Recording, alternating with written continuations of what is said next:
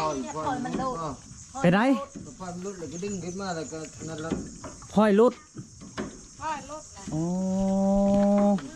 พลอยลุดสูบบ่ได้ทุกคนเอ้ยเฮ็ดไปได้จังไห้เฮ็ดไปได้จะมันลุดอันนี้ฮะจักดูนะ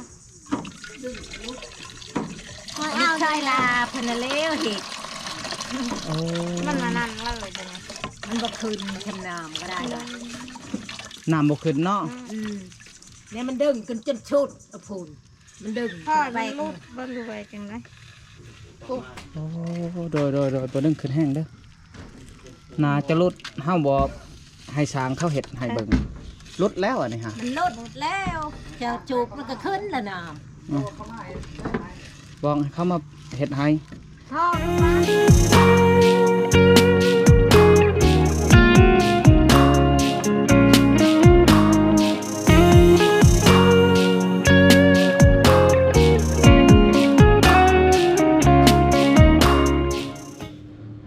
พี่น้องเอ้ยเปิดภาพกันยังอยู่เพื่อนเนาะเพราะว่าเฮากะห้ามาไปเมืองส้นทุกคนเฮาไปสื่ออันลาบนอนเพียให้สร้างทุกคนเพราะว่าผู้อื่นเพิ่นก็น่าจะสำเร็จทุกคนแล้วก็สื่อเอ็มลอยทุกคนเนาะนี่สื่อไปให้เพิ่นก็เหมือนเดิมหรือว่าคือเก่าทุกคนเนาะก็คือทั้งเฮาสิไปหาสร้างบัดนี้ทุกคนก็คือทั้งสร้างโทรมาว่าตะปูยังบ่พอทุกคนตะปูตอกสังกะสีหรือว่าตอกแผ่นเสลาเนาะก็ยังบ่พออยู่บ่หลายเพิ่นว่ายังบ่พอประมาณครึ่งโลทุกคนแล้วก็เฮาสิไปเซ็งคานี้เลยทุกคนเนาะไปทุกคนไปติดตามน้องกันเพราะว่าแต่นี้ไปหาเพื่อนปลาใบก็ยังอีก 7-8 ลักพุ่นแหละทุกคนเอ้ยเอาพี่น้องเอ้ยไก่สิหอดแล้วเนาะบัดนี้โอ้แดดขนาด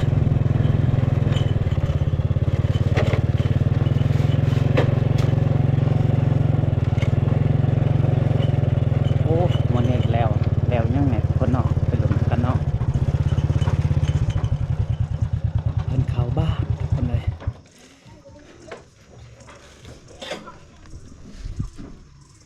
โอ้ย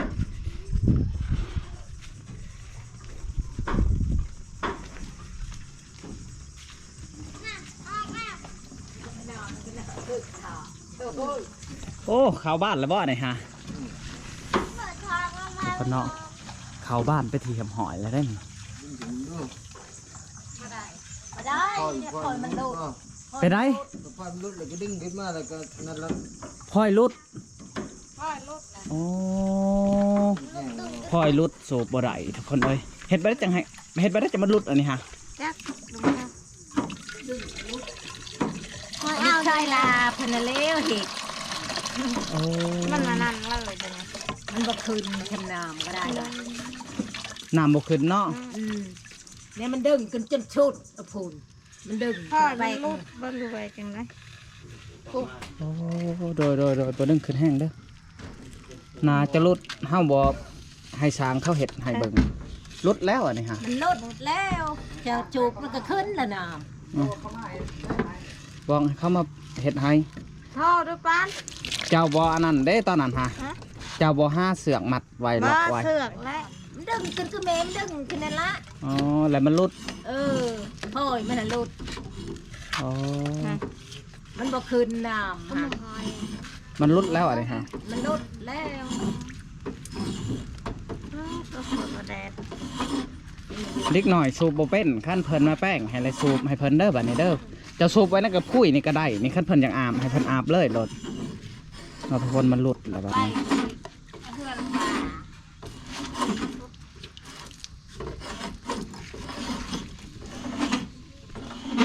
สางกินข้าวแล้วป่ะสาง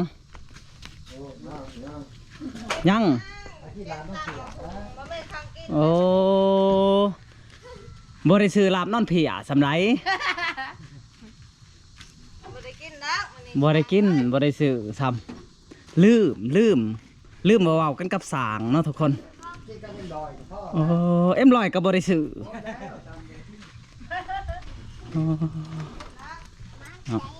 เพราะว่าเฮาหยันบ่ทันเพศทุกคนอย่าบ่ทันเพศก็คือว่าอะไรอันนั้นเด้อเอ้ยจะไปแต่งอันใส่กระโตกเจ้ากระแบงเอาไว้ในเด้อเพราะว่าขั้นเฮาอยากให้คนละทงเนาะทุกคนมันมีหลาบซุกกับหลาบดิบเด้เพราะว่ามันลายอยู่เด้เจ้ากระแบงเอาแน่นะ แบ่งสุกดิบแน่แล้วก็แบ่งให้เพิ่นสุกดิบเอาไปแต่งให้เพิ่นกินเอาทุกคน ใจครับใจ โดยเฮามาเพราะว่าเพื่อสิมาแต่แกงกอกอีกมันก็บ่ทันทุกคนเลยมันบ่ทันตอนนี้เพิ่นเข้าบ้านแล้วทุกคนโอ้แค่แน่ทุกคนเลยน่าจะสำเร็จแล้วเนาะบืนช้างว่าสิสำเร็จสิสอบถามเพิ่นใหม่สิสำเร็จอยู่บ่เนาะทุกคนเนาะโอ้ทุกคนเลยเมื่อยลิกบเข่าแล้วมาเลยบ่นี่ฮะ ทางมาตั้ง เมื่อยบ่เอามาดื่มเอ็มลอยก่อนเว้าหยอกเพิ่นว่าบ่ได้ซื้อเนาะทุกคนเนาะกับเพิ่นยันเพิ่นเงาก็เลยว่าสร้างคือสิคิดฮอดเลยแหละว่าปั้นนี่ จมให้อยู่ จมหาอยู่บ่คิดฮอดค่อยคือกันบ่ โอ้คือแล้ว โอ้โดย สมว่า คักแล้วเพิ่นทุกคนเนาะอัดเป็นทีจำหอยเลยเนาะ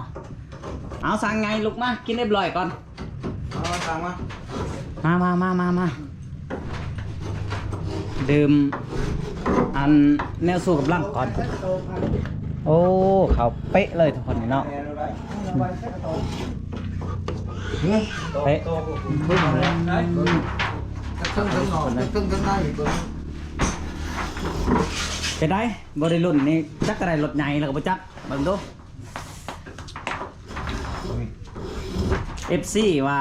อันสร้างเบาสัญญานี่ทีมงานเอ็มลอยว่ะโอ้ว่ะได้เอ็มลอยได้สู้กับร่างเนาะจังบ่เมื่อยแหวบ่โอ้แหวอีกแล้วทุกคนเลย จำนี่ละไม่ได้ตีหูมันเลยครับ ทำนี่แหละโอ้คักเลยทุกคนเลยคักเลยปันนี่ เขาวันนี้ก็คือจิบุมีแต่ เจ้าไปเอาไหม้บ่นี่ฮะ บอกนี่ละ นี่ โตเลยโตนั่นมันใส่บ่ได้ ตัวหน่อยฮะเนาะ นี่มันจะเป็นใส่ได้ บ่เฮาสิเอาตัวหน่อยไปเปลี่ยนเขาเจ้า เปลี่ยนเอาตัวใหญ่มาใส่นี่ โอ้บ่เจ้าไปเอาอีกบ่เจ้าไปเอาอีก8เนาะ บักบ้านหัวสูงบักบ้านนี่หัวอันนั้น ผู้สวยฮะ มือหัวสวยนี่อันนั้นมัน ผู้แรมฮะ หัวแรม โดย ผู้ชื่อเมียงฮะ เอาทุกคนหลังจากเพิ่นกินข้าวแล้วเฮาก็จะไปซื้ออันบ้านเนาะบ้านพับตัวหน่อยนี่เฮาต้องไปเปลี่ยนเขาเจ้าขึ้นซะเนาะ นี่ โอ้ทุกคนเลยซื้อมาบ่ถูกแล้วเนาะเราจะเอาตัวใหญ่อีกตัวหน่อยไปเปลี่ยน นี่ใช่ในบ้านหน่อยฮะใช่ ที่เรือบวกเกียงในไดเมดเนาะโอ้บ้านอันนี้บ่ได้เนาะมันจะหน่อยโผล่ทุกคนเลย แต่ว่าเข้าไปให้ก็เพิ่มเงินก็น่าจะบ่หลายไปได้ดอกเนาะคือตัวใหญ่หันซื้อมาใหม่อีกเนาะ ตัวใหญ่ที่ประมาณนี้ตัวครูตัวนี้ ใช้ห้าสิซื้อมาอีกจักอันบ้านผับนี่ เอามาอีกคู่หนึงตัวนี้ฮะ โอ้ตัวใหญ่นี่เอามาอีก ตัวนี้ประตูบีโปรเอียมเอามาอีกคู่หนึง เอามาอีกคนนึงจบแล้วก็ซื้อบ้านใหญ่เนาะ ตัวสื่อ6ตัวอันนี้ ครูเลยว่า หกแล้ว เล็กอันเดียว 8บ้านนอกมาอีกคู่หนึง โดยและเอาตัวใหญ่บัดนี้เนาะก็คือจบ ผู้ที่10ทั้งตัวใหญ่ โอเคทั้งที่เรือหันไดเมดเนาะก้อนหลอกไดเมดเนาะ ได้เบิด โอเคแต่ว่าสำนันโอเคนะทุกคนก็คือสร้างเพิ่นบ่ทันได้แอมทั้งนี้ทาอันตะปูน้ำเมาสัญญาทุกคนเนาะก็คือทั้งเฮากับบริษัทตะปูมาแลนมาเลยยันช้างหิ้วเขาทุกคนมันเถียงเลยเนาะมีแต่เพิ่นกินเขาวเฮาก็สิแลนไปซื้อตะปูอีกเท่านึงทุกคนแล้วก็จ่ายค่านี้เลยเนาะเพราะว่าติดหนี้เพิ่นก็ไล่มือแล้วทุกคนก็บ่แม่นเนาะติดหนี้ไล่มือเลยโอ้ทุกคนเลยนี่เนาะ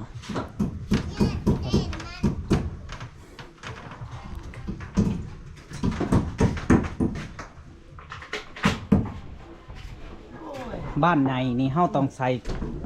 บ้านพับใหญ่ทุกคนเนาะบ้านพับหน่อยเจ้าบ่ได้เนาะบวงได้มีบ่บวง นี่เลย โอ้มีบวงเนาะ นี่เลย เอาสร้างลงมือบัดนี้เนาะซื้อรับนอนเพียมาให้เพิ่นทุกคนเนาะอย่ามัน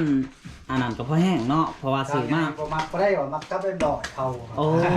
สั่งไงมักจะเป็นลอยโดย วานเขากัน ก็อิ่มหน่อย ซื้อมา2 ชุดให้เอื้อยเพิ่นแน่แบ่งคนละครึ่งเนาะทุกคนเนาะ ราะว่าคันเฮาเอาไปสุดซุกก็ยันจะกินสุดดิบเนี่ยเนาะเฮาก็เลยเอา2สุดทุกคนเอาทุกคนบัดนี้เฮาสิให้สางกินข้าวเฮาก็สิไปซื้ออันตะปูแล้วก็ กินแล้วกันบ่ครับ บ่เอาเลยซื้อให้พวกเจ้ากินเอาเลยเส้นแสบ ผู้ครับบ้านพับ ตะปูกับบ้านผับเนาะก็คือบ้านผับมันยังหาเนาะยังหาอันเอาอยู่ หก โอ้ เดี๋ยวหกเหรอ พกบ่ ยังหาครูว่าจะเสียหลายครู สิบ หาครูไปสิบ สิบ ยังหาครูบ่บ้านผับ แม่น เอ้าโอ้ เอาตัวนี้ใส่ซ้ำเด้เขาบอกใส่ซ้ำที่ว่าสิใส่ช่องบ่ สาม ใส่ซ้ำเป็นหก สามเป็นหก ตัวนี้ครูหนึ่ง หกกับเป็นแปดยังแปด แปด ยังแปด ครู ยังแปดยัง4ครูเนาะโดยกับตะปูตอกสังกะสีครึ่งโล เออ มัดเนาะนี่ มัด โอเคทุกคน สองเป็นเพดาน พ่อตะบอกของโลก เออ เนาะ พ่อของโลก โอเคมาเอาเลยสร้างบัดนี้เฮาสิได้ไปก่อนบัดนี้ สิได้ไปก่อนทุกคนเลยเพราะว่าทั้งเฮากับบริยูทุกคนแลนมาปุ๊บแล้วก็ไปปรับอีกเนาะโอ้ ช่าง มือไหน นี่ ทุก ก็ คน มือ เล ไหน ย คือกัน แม่นเพราะว่าคนเดียวเคสนี่ดูแลคนเดียวก็ว่าแม่นทุกคนเอ้ยจนสิลมสิใต้พุ่นแหละเมื่อยนะทุกคนบัดนี้เฮาสิไปซื้อ กิน ตะปูก่อนโอ้ทุกคนเลยเฮาจะได้มาเปลี่ยนบ้านพับแล้วก็มาจ่ายค่านี้ทุกคนเลยก็คือแผ่นเซล่านี่เขาเจ้าค่ายแผ่น110,000เนาะเขาเอา7แผ่น770ทุกคนเลยก็ถือว่าถือได้ทุกคนบอดนี้เนาะใช้บ้านพับเด้ตัวนี้มันจะหน่อยทุกคน8อันเด้อนี่เด้อใช่ตัวใหญ่หันเฮาสิเอา50บ่น่ะ แม่นแหละโอ้50โดย50งามเนาะจะได้ซื้อใหม่ทุกคนตัวนั้นเป็น60ต้อง50นะมีจักใบอันนี้ฮะ ทางในนี่บ่ลองแกะเบิ่งเฮาก็บ่ฮู้ ซองใบเนาะน่าจะเป็นซองใบ ซองบ่ ซอง ซองเจ้าก็เอา มีอีกบ่แบบหน่อยแบบซ้ มันมีเท่านี้เลยเอาไปเห็น ำโอ้โดยซองอันเฮายันบ่แน่นทุกคนเนาะ ก็ใส่เพิ่มเอาได้แบบนี้ ตัวนี้มีจักอันตัวนี้ อันนี้40นี่2จักอัน โอ้มี3นี่เอาตัว40 มี นี่ 3 โดยเบิ่งอีกดูอันไหนมีบ่เบิ่งอีกดู นี่สิบ่มีนั่นล่ะไม่ได้ซ้ำนี่ มีแต่ซ้ำนี่เหลืออันเดียวโตดๆเลยเนาะ คือว่าตัวนี้บ่ ตัวนี้บ้านใหญ่เขาอยากใส่ซองเขาหยาดมันอ่อนเด้ เพราะว่าเขาต้องใส่ซ้ำนี่มันจะแห้งทุกคน โอ้เสียเอาตัวใดอีกมาเพิ่มมาได้เนาะ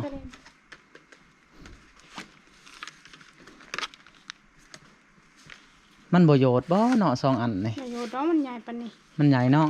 ประโยชน์นี่เนาะ เอา2อันนี่เป็น90เนาะ90แล้วก็ไปหลบให้ในเด้อนะ8อัน อันนั้นเป็นอันเพิ่นไล่ให้เจ้าอันเท่าไหร่กันนะ อันนะฮะ จักพัน มีในใบบินอยู่5,000 อันละ5,000ก็ลบเลยก็ได้ โดย 40,000 40,000แต่เขายังสิเอาเพิ่มอีกอันคือตัวนี้หันเป็นบ้านใหญ่สิเอาอีกคูหนึ่งเด้ ตัวใหญ่บ่ ตัวหน่อยความหมายว่าใหญ่กว่านี้หน่อยหนึ่งฮะแต่มันจะอยู่นี่ใช่ทุกคนกี่ต้อยไปใช่กี่ต้อยแม่นไรแม่นเอาคูหนึ่ง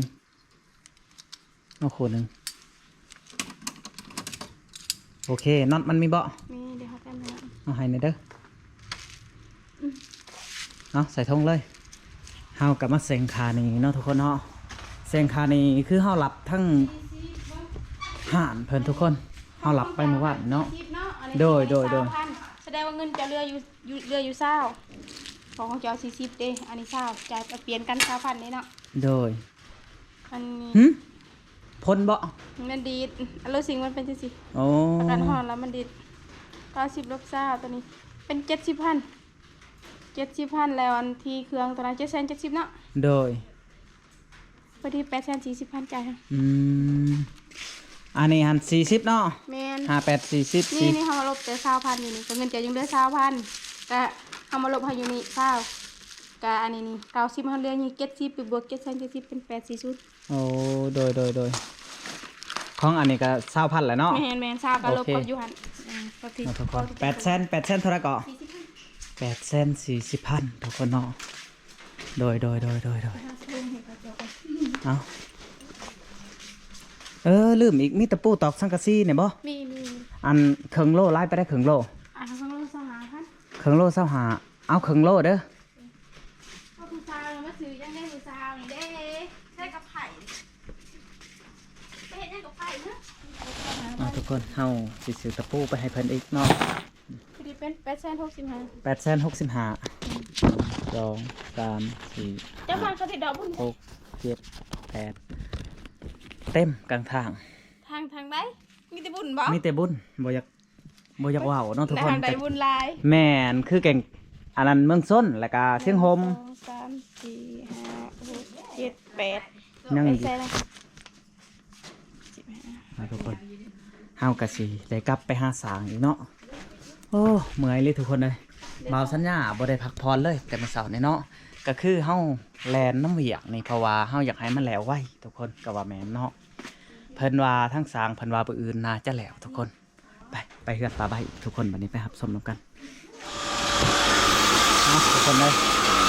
น่าจะถือบัดนี้เนาะสิไปทำสางเพิ่นลองเบิ่ง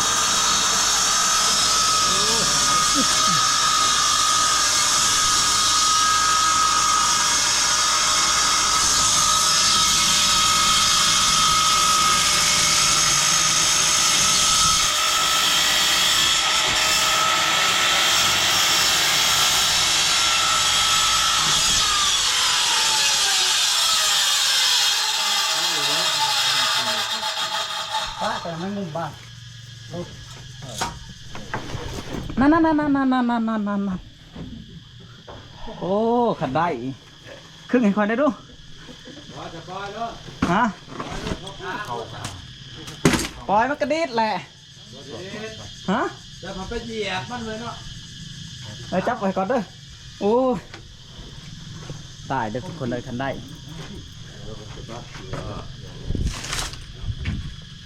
เบิ่งดูได้บ่สั่นให้สร้างคนเบิ่งก่อน มันเด้มันอยู่ที่ไหนต้นไหน บ่เฮาซื้อมาใหม่อะนะต้นหนึ่งหันซองได้บ่ซองตัวใหญ่หั่นเด้ นี่แต่ผมตีเอาไว้เนี่ย ตัวใหญ่ซองเพราะว่าตัว40หันมันมืดเลยมันมีตัว40หัน3นี่ตัว50ในซองนี่จับได้บ่ซอง ได้ครับ มันใหญ่เนาะเด้อบัดนี้น่าจะครบบัดนี้ก็ตะปูอีกบัดนี้ทุกคนตะปูครึ่งโลนี่ได้พอบ่ตะปูครึ่งโลได้นี่แต่ละทุกคนโอ้มีแฮะ ปูนึงเนาะ โดย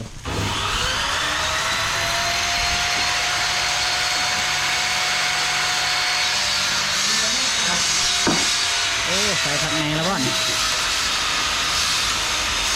ที่นี่แล้วก็จะเป็นต้นซองนี่ก็ซองนี่ก็ อันนี้ครูมันต้นหนึ่งนะใช่จ้ะเขาสื่อครบได้ อันนี้มันยังหวานมันบ่เห็นต้น เขาสื่อครบได้ คุณก็ใช้นี่ บ่นี่คือไม้ ได้ทีมา เพราะว่าเขาสื่อพกอันเด้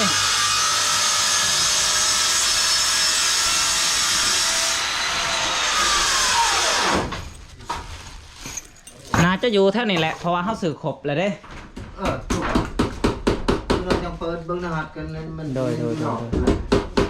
ะมาอยู่กับพี่มาจากตามไปนี่ยังไรกันกัน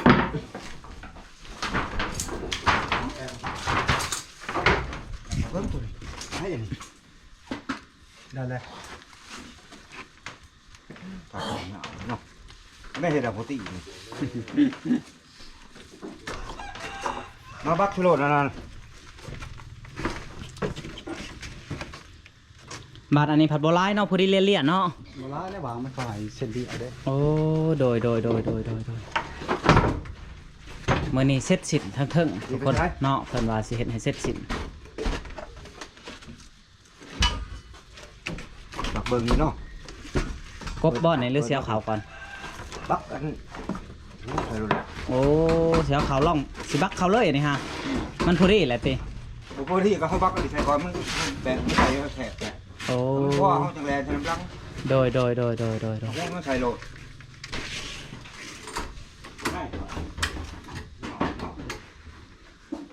คันห้าบ่เห็นนี่สิได้ไปซื้อใหม่อีกแล้วเนาะสางเนาะ อ๋อสิเอาตัวนี้แหละ โอ้โดย ตัวใหญ่นี่มันครึ่งหัวมันบ้านละโต บ้านละโตได้เนาะ ตัวนี้เห็นอยู่ลุงตัวใหญ่อยู่นี่มันได้แล้วตัวใหญ่อยู่เทิงมัน โอ้โดย มันบ่ได้เอาตัวนี้มาใส่ ที่แรกคอยคิดว่ายานมันโยดบ่โยดเนาะ อันนี้นะบ่ยานแล้ว โดยนี่ทุกคนใส่แล้วเนาะปึ๊บอัดบัด เนาะตัวนี้ งามนะทุกคนเลยโอ้ทั้งจะเป็นแผ่นเพดานเนาะทุกคน มันก็ จะเป็นเพดาน อันนี้มันก็ทำได้ นี่เนาะ มันใหญ่ชุดตัวนี้จับลุมตัวนี้จับเติ้งตัวเดียว โอ้ บ้าง าน ละ เลย โตนะตัวใหญ่คงตัวนี้ เริ่มสิสำเร็จเสร็จสิ้นกาวาแมนแล้วได้พี่น้องเลย ตัวนี้ไม่ขาดตัวเดียว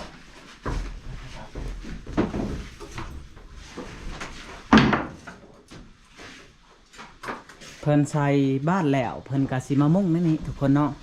ก็คือสำเร็จเลยมุ่งนี่ก็สำเร็จเลยเนาะ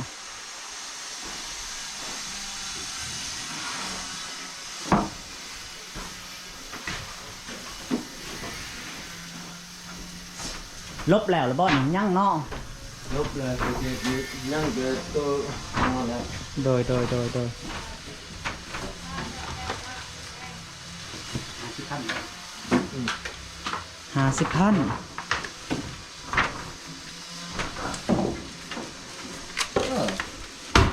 ่ยวตัวนี้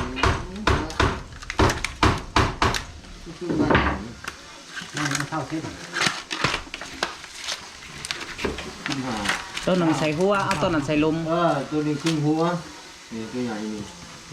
ตักไปซ้ำ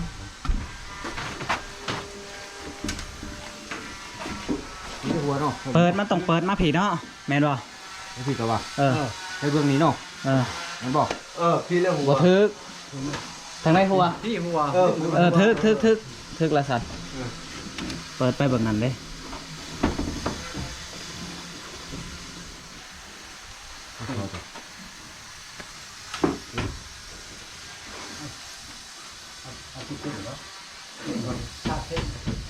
ลงมาเศร้าเด้อ ลืมซื้อกระแลมมาให้สร้างอะไรบัดนี้ ใช่แม่น ใช้อายเพิ่นเด้อายไปซื้อกระแลมหน่อยนะซื้อกระแลมหน่อยแลนดุแล้วเนาะทุกคนบ่าวสัญญาจนลืมเลอะลาแหละ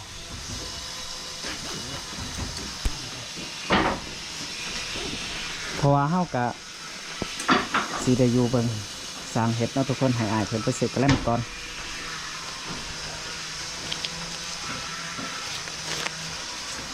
เอาซ้าใหม่เด้ออายเด้อเอาบ่าวสัญญาดีใจทุกคนเนาะก็คือเคสเฮาเริ่มสิสำเร็จเสร็จสิ้นแล้วเนาะเพราะว่าเฮาดูแลมาในกาเป็นทิศหนึ่งเลยทุกคนทิศหนึ่งทิศป้ายเลยประมาณว่า8 วันเนาะตั้งแต่มึงเพิ่นย่อจนกว่าปัจจุบันเลยเนาะก็คือบ่าวสัญญาไหลเบิ่งว่า8 วันทุกคนเริ่มสิสำเร็จเสร็จสิ้นเนาะในการเฮ็ดเฮือนของป่าใบทุกคน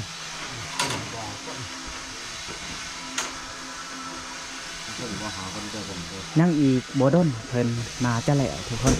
และเพิ่นจะมามุ่งนี่เนาะแล้วก็แอมแผ่นเรียบแอม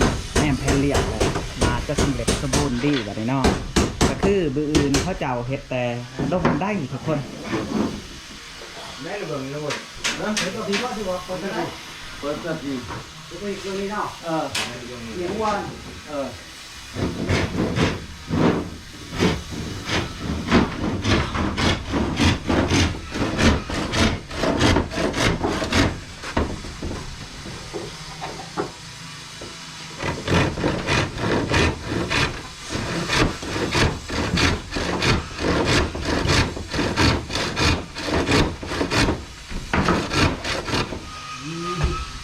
ลูกสองหางกันไปได้ลงมาดิ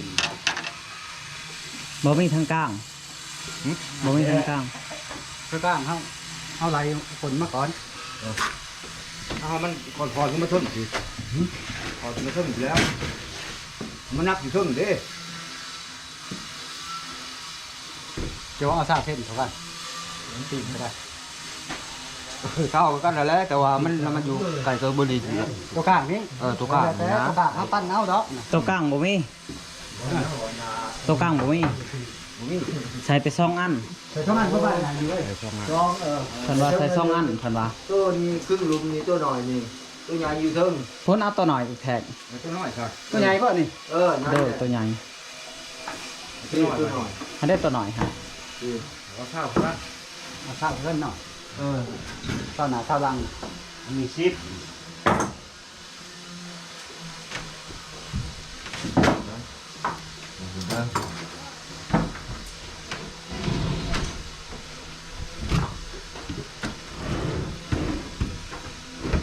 มีแห้งเนาะสั่งบัดนี้เนาะ ไม่แห้งแล้วโอ้ ใกล้สิสำเร็จแล้วเนาะ มือจังได้จะมือแล้วมือ มื้อนี่สำเร็จบ่ เล่นที่เรามือ สำเร็จแน่นอนเนาะ ทั้งถึงหัวไอ้หมด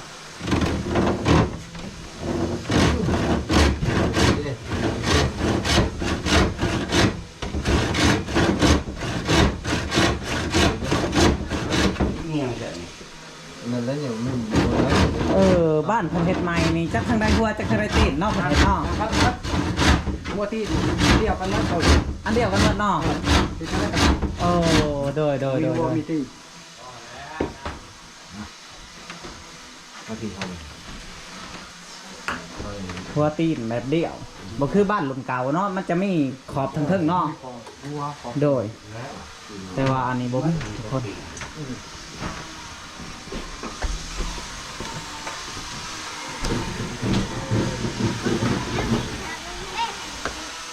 มาเลยทุกคนเนาะคือมาหนังไปเลยน้ำมาไปซะแล้วเอื่อยมาไว้รถคันทั้งลมหันใส่อีกเด้อขี้ดินมันยังบ่ลายไปได้2,000หันใส่เพิ่มอีกบ่ลายไปได้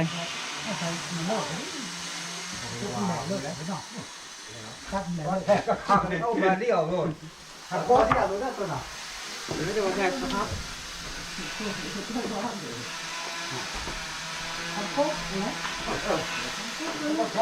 เราจะบอกกันแทบมันได้หรือว่า เจ้าให้เจ้าเอียงซีใบมาเชียงเอียงละครับนี่ก่อนนะเนาะครับลงมานะ ขาดป่ะ